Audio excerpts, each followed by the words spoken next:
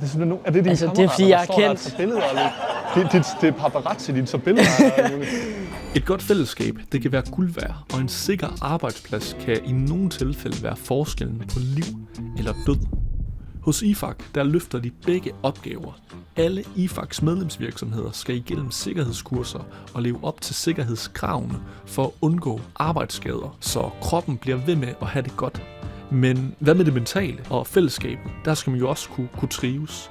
Og udover at der i medlemsvirksomhederne er gode kollegaer og altid nogen at kunne spørge til råds, så afholder IFAC også lærlingdage. Og på HIG i Aars, hvor man kan læse til entreprenør og maskinmekaniker, for netop at kunne komme ind i trykbranchen, er der over 1000 elever fra hele landet og ca. 300 studieboliger.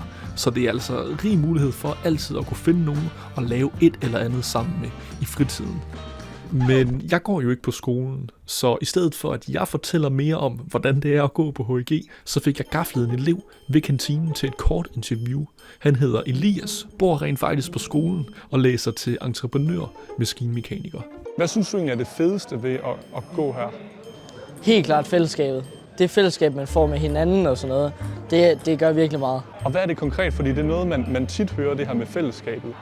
Kan du sætte ord på nogle af de ting, som du synes er fedt ved lige netop det her fællesskab? Jeg er sådan virkelig glad for at være sammen med folk og sådan noget, så det der med at aldrig være alene, der er altid nogen lige ved døren ved siden af eller sådan noget. Og hvad laver I så, når I er sammen? Går ture og hygger, spiller spil og badminton eller sådan noget. Tager over og træner sammen måske også.